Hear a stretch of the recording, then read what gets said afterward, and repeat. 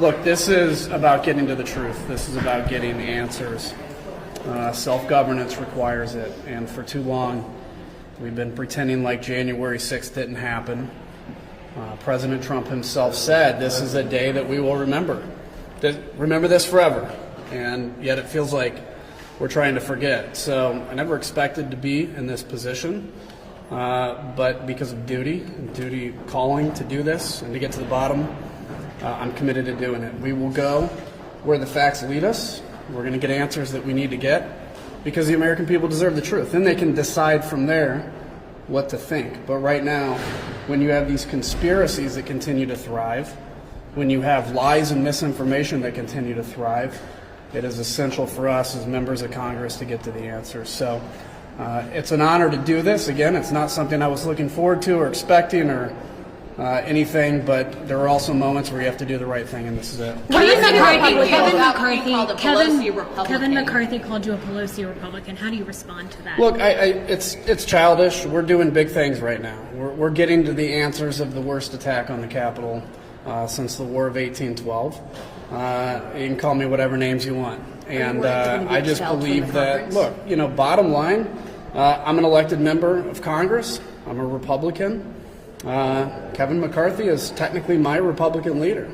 And to call, members of Congress by childish names like Donald Trump used to do, I guess, is just kind of part of What do you think about It really goes to underscore just how pathetic Republican leadership has become when even Adam Kinzinger, a Republican, is willing to acknowledge that all Kevin McCarthy has left at this point are his little nicknames.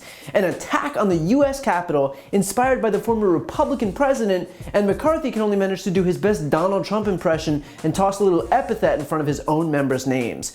We're about 5 minutes away from McCarthy using an orange toner on his face and claiming that anyone who doesn't agree with him is fake news. And yet the fact is that that's all Kevin McCarthy has left. He had the opportunity to take this January 6th committee seriously. He didn't, opting instead to kowtow to Trump to try and do some image rehab for his party's leader. He had the chance to run a bipartisan January 6th commission in the same vein as the 9/11 commission. He didn't, choosing instead to oppose it despite all of the Republican conditions being met. And now, after Pelosi was forced to create a House Select Committee solely because Republicans left her no choice, he's complaining that Republicans like Liz Cheney and Adam Kinzinger are traitors because they're daring to acknowledge objective reality that, hey, maybe an armed insurrection on the U.S. Capitol where a mob of violent Trump supporters egged on by Trump himself who are looking to assassinate the Republican vice president, among other elected officials, is something worth, I don't know, looking into? But hey, what do I know? And that was a sentiment echoed by Kinzinger in his opening remarks. Like most Americans, I'm frustrated that 6 months after a deadly insurrection breached the United States Capitol for several hours on live television, we still don't know exactly what happened. Why? Because many in my party have treated this as just another partisan fight. It's toxic, and it's a disservice to the officers and their families, to the staff and the employees on the Capitol complex, to the American people who deserve the truth, and to those generations before us who went to war to defend self-governance, because self-governance is at stake. And it's why I agreed to serve on this committee.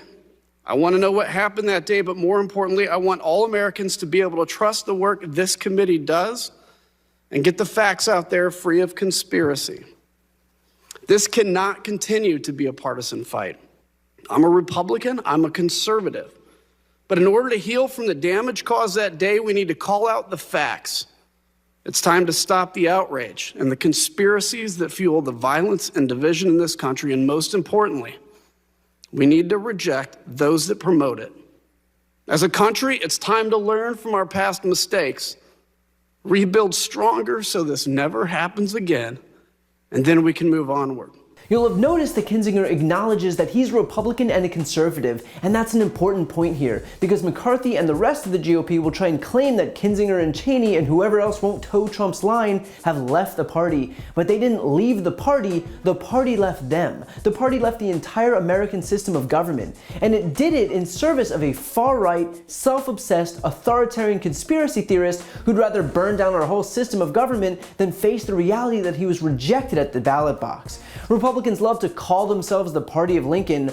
Remind me where Lincoln stood for any of what today's GOP stands for. And perhaps the most bad faith argument of all that we've heard is that Republicans are now desperately trying to claim that, in fact, Nancy Pelosi is to blame for the January 6th attack because she didn't adequately prepare, which is like an arsonist saying that you're to blame for not putting fresh batteries in the smoke detectors before he burned the house down. Like, I'm no genius, but I think that if Republicans were really concerned about the Capitol being prepared for an attack, they might be more interested in dealing with the guy quite literally inciting it. Or there was also the counter-argument that they can't investigate January 6th without also looking into any violence that occurred during the George Floyd protests last summer, which is not only the most blatant whataboutism possible, but there is a fundamental difference between the two that Kinzinger himself lays out. But to learn the facts and defend our democracy, here's what we know. Congress was not prepared on January 6th. We weren't prepared because we never imagined that this could happen. An attack by our own people, fostered and encouraged by those granted power through the very system they sought to overturn. That is a lesson. That is not a conspiracy theory or a counter-narrative. We don't blame victims. We go after the criminals. Some have concocted a counter-narrative to discredit this process on the grounds that we didn't launch a similar investigation into the urban riots and looting last summer. Mr. Chairman, I was called on to serve during the summer riots as an Air National Guardsman. I condemn those riots and the destruction of property that resulted.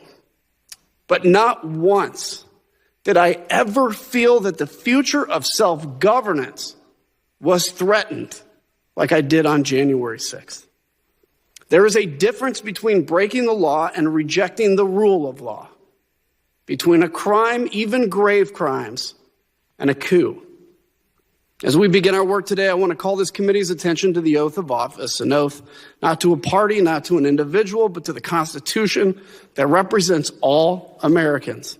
But at the end of the day, here's what's most important to remember. The point of this isn't only to demand accountability, but to ensure that it doesn't happen again. And the fact that nearly all of the Republican Party is opposing it doesn't just bode poorly for accountability, it is a 5-alarm fire that they're okay with something like this happening in the future, that they view violence as an acceptable means of trying to assume power moving forward. They're not interested in democracy, but in consolidating power for themselves. That's all. But in the meantime, I'll leave you with this remark by Adam Kinzinger because it deserves to be heard. Thank you, Mr. Chairman, and thank you to my colleagues on the committee. Thank you to our witnesses. I never expected today to be quite as emotional for me as it has been. I've talked to a number of you and gotten to know you. I think it's important to tell you right now, though. You guys may, individually feel a little broken.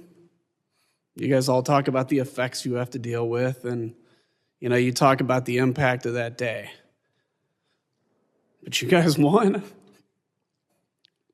You guys held. Democracies are not defined by our bad days. We're defined by how we come back from bad days, how we take accountability for that. And for all the overheated rhetoric surrounding this committee, our mission is very simple. It's to find the truth, and it's to ensure accountability. If you enjoyed that video and you're looking for a deeper dive, check out my podcast, No Lie with Brian Tyler Cohen. It's a no BS look at the top stories of the week, along with interviews with the top names in politics, like Vice President Kamala Harris, Jen Psaki, Elizabeth Warren, Nancy Pelosi, Chuck Schumer, Katie Porter, Pete Buttigieg, and more. Again, that's No Lie with Brian Tyler Cohen, available anywhere you listen to podcasts. Also, if you want to see more videos like this one, click the subscribe link right here on this screen to join the more than 1 million people who've already subscribed to my channel. And finally, to donate to my Don't Be a Mitch fund, where I'm raising money for a whole raft of different voter outreach and voter registration groups in the closest states ahead of midterms in 2022, including Georgia, Pennsylvania, Wisconsin, North Carolina, and Texas. You can find that link on this screen as well. Thanks for watching.